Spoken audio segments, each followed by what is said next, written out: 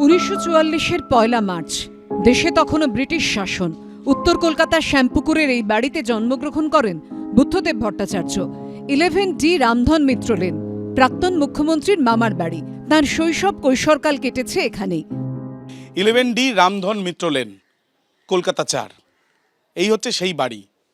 সেই বাড়িতেই কিন্তু জন্মেছিলেন প্রাক্তন মুখ্যমন্ত্রী বুদ্ধদেব ভট্টাচার্য। ৩ তলা, ঠিক সেখানেই তার পরিবারের সদস্যদেরকে নিয়ে তিনি এখানেই থাকতেন। স্কুল জীবনটা এখানেই কেটেছে, এমনকি কলেজ জীবনও এখানে কেটেছে। পাশেই ফ্রেন্ডস কেবিন, সেখানে আড্ডা ছিল সন্ধে হলেই। আমার দিদিরা সব একসঙ্গে খেলাধুলো করেছে, দিদির থেকে 2 বছর বড়। তো বন্ডেল রোডে যে বুদ্ধবাবুর বাড়িতে আমার দিদি যতদিন মা বেঁচে ছিল ততদিনই যাতায়াত। একবার আমি দিদির সঙ্গে গেছিলাম ওনার মায়ের কাছে। এই বাড়ির একটা বাড়ি পরেই থাকতেন বীরেন্দ্র কৃষ্ণ ভদ্র। বাঙালির মহালয়ার শুরুটা আজও যার কণ্ঠস্বর শুনে হয়। আমার পরিচালনা আমার ওনারও নাট্যরূপ দেওয়া, যে কটা অভিনয় করেছে সেটাই বলছি। সেটা হচ্ছে মাস্টারমশাই, ঠাকুরদা, ওয়েটিং ফর লিফট, বিজয়ের অপেক্ষা, ওরই ভাবানুবাদ করা। ভালো ছেলের যা গুণ সব কটাই হচ্ছে মধ্যে ছিল।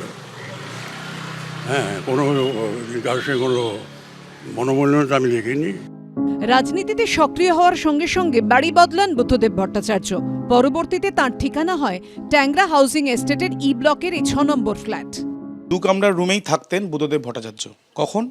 ঠিক তার রাজনৈতিক কেরিয়ার যখন শুরু হচ্ছে বলা যায়। তার কারণ এখানে থেকেই প্রথম ভোটে দাঁড়ানো, প্রথম মন্ত্রী হওয়া।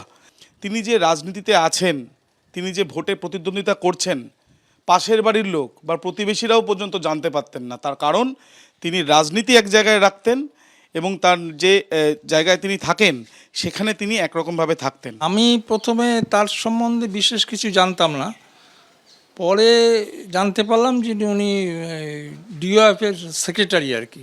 প্র্যাকটিক্যালি যেদিনকে ভোটের রেজাল্ট বেরোলো, টিভি খুললাম সকালে, তখনই দেখতে পারলাম উনি ওই কাশীপুর থেকে জিতেছেন। তারপরেই তো ইতিহাস, মন্ত্রী হয়ে গেলেন, 2 মাস ছিলেন, তারপরে এখান থেকে শিফট করে SC ব্যানার্জি রোডে চলে গেলেন। আমার বাবা মা বলেছিলেন যে বুদ্ধবাবু যখন যাচ্ছিলেন সরকারি গাড়িতে মন্ত্রী হওয়ার পর, তখন উনি আমার বাবা মাকে বলেছিলেন তোমাদের ট্যাক্সি করে দিচ্ছি, ট্যাক্সি করে পেছনে ট্যাক্সি করে বাবা মাকে নিয়ে গেছিলেন সরকারি গাড়িতে একদম নিয়ে গেলেন। পরের দিকে বুদ্ধদেব ভট্টাচার্যের ঠিকানা হয় 59 নম্বর পাম অ্যাভিনিউর এই 2 কামরার ফ্ল্যাট, যেখান থেকে বৃহস্পতিবার শেষবারের মতো বিদায় নিলেন প্রাক্তন মুখ্যমন্ত্রী। আবির দত্তর রিপোর্ট, ABP আনন্দ, কলকাতা।